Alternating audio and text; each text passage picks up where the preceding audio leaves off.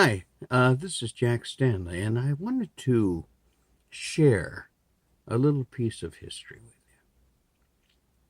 you. Now, I've talked about this piece and I've shared parts of it, but I want to talk about everything that it is.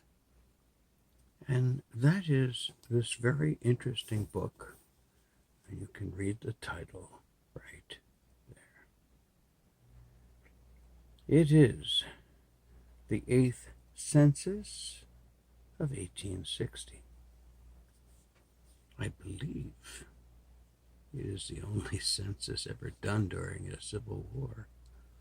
Kind of a fascinating thing.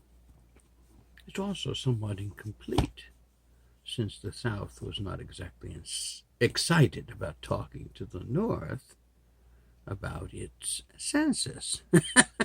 We were at war, and it was a bloody civil war. But when you read through this book, and you just go through the various states, and like, let me just go through here. If you want to see something frightening, take a look at what have we here. This is Arkansas,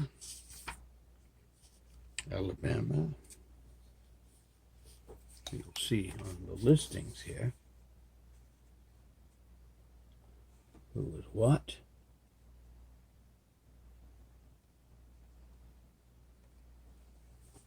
If you want to continue, over here to South Carolina, where it gets really amazing. But you get the idea. Here was a country that was half slave, half free, had allowed itself to be such since its formation. It's an interesting fact when you think about it in the American presidency. Out of the first 10, 11, 12, out of the first 12 presidents, there were only 2 that had never owned slaves. Out of 12. So you had George Washington, he had slaves. John Adams did not. Thomas Jefferson had slaves. James Madison had slaves. James Monroe had slaves. John Quincy Adams did not. Andrew Jackson had slaves. Martin Van Buren had a few slaves. William Henry Harrison had slaves. John Tyler had slaves. James K. Polk was buying and selling slaves in the White House. And Zachary Taylor had slaves. That's the first 12. And that takes us all the way up to the year of 1850.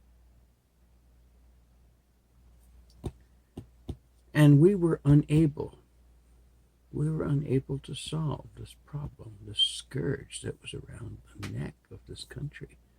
Slavery was an ugly, ugly practice, and most people knew it.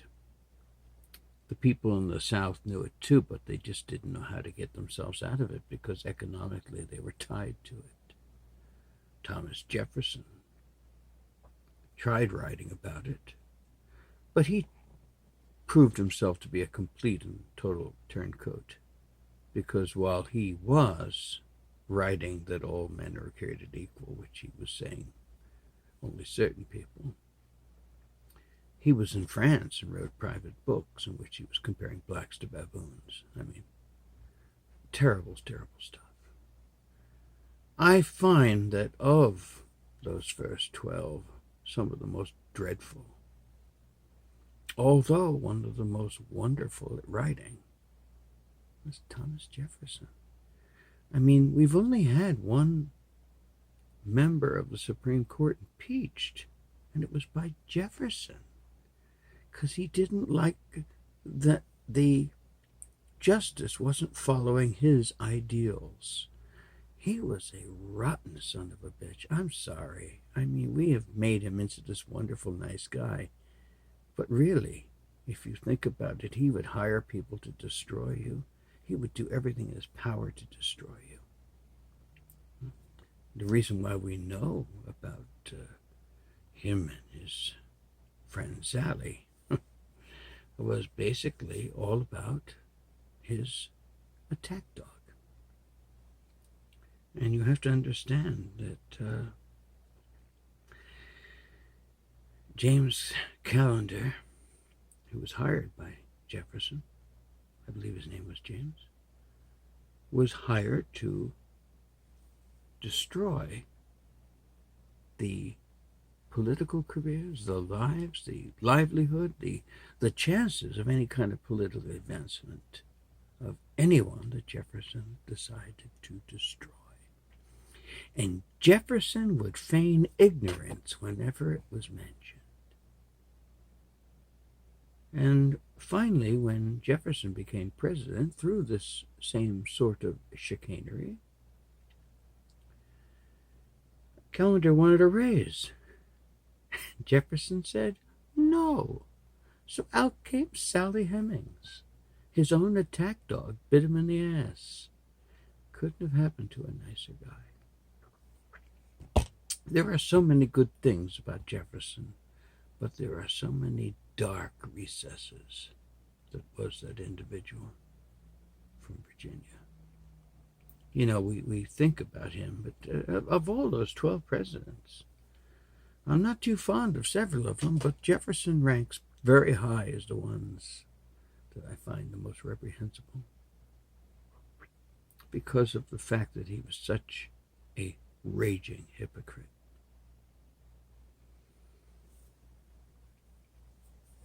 I had to get that off my chest. But let's take a look at how did we solve the situation of slavery? Did we have to have a civil war? You have to understand, in the history of the United States, the battle of slavery has gone on from the time of the earliest days. I mean, in the Dutch colonies, they had slaves, and there were slave revolts and slave battles, and various other areas in what was the colonies under England were slaves. It wasn't African slaves, it was others, and then they found the African slave trade far more better, and the triangle trade, as they started calling it, became a very lucrative affair all over the world. Molasses to rum to slaves. That was the triangle trade. And what is really fascinating is how slavery became a part of this country, it became the biggest economic part of this country. It became such an economic part of this country that no one could figure how to get rid of it without having the entire economy collapse.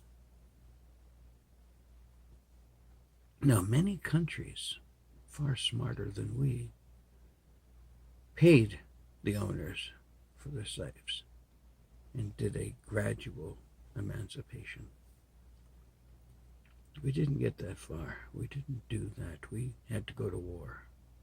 And we had been threatening to go to war, for 40 years, going all the way back to the 1820s. But if you want to go back to the time of the Declaration, I mean, the South refused to sign unless the offensive statements in the Declaration were removed about slavery.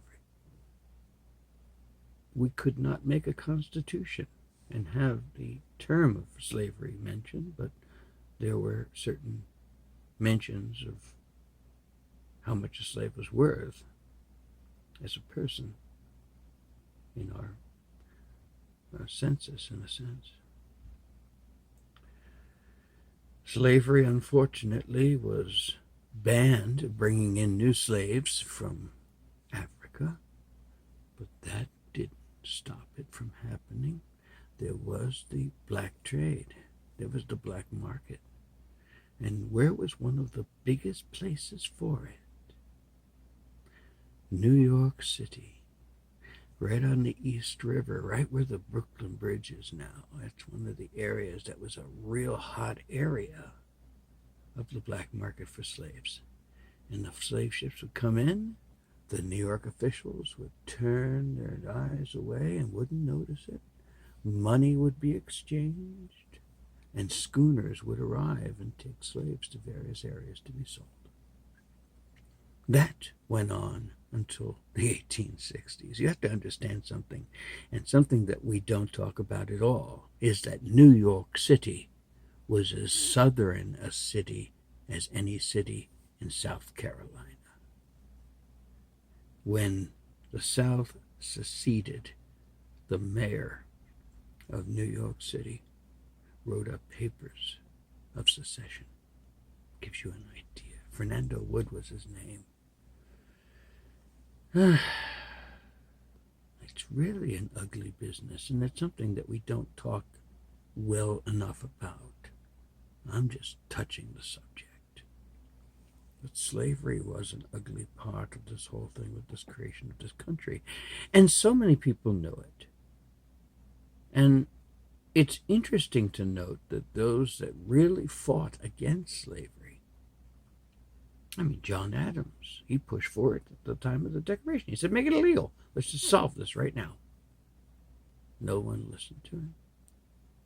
His son, John Quincy Adams, fought against slavery his whole life. Who was the man that got the freedom for the Amistad slaves? John Quincy Adams. Who is the man that killed the gag rule? John Quincy Adams. And who is the man who did so much to try to stop the institution of slavery? John Quincy Adams. He said, what you have to do, because he knew a civil war was coming. Because you have to understand something, John Quincy Adams is by far the most intelligent man we have ever had as president, bar none. Even smarter than his father. He didn't have the personality of his father, but he had greater intelligence. And he knew a civil war was going to come. And he said, when it comes, use the War Powers Act. And that's exactly what Lincoln did, because Lincoln followed everything that John Quincy Adams said to do. We don't give him too much credit.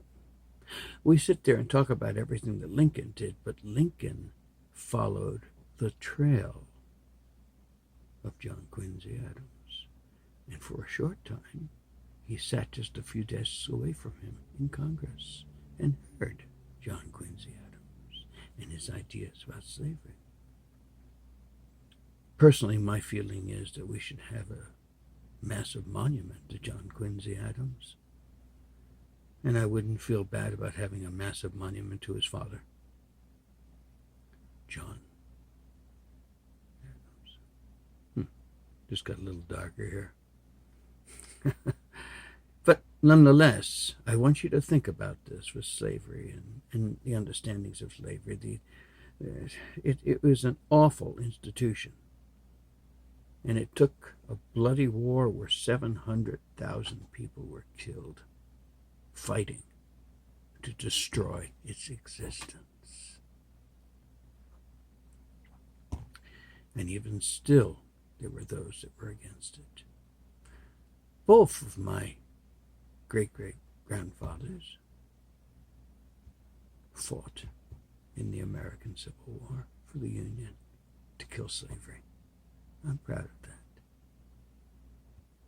Another one of my great-great-grandfathers joined the Civil War right at the beginning. He was too young. He got drummed out by his mother.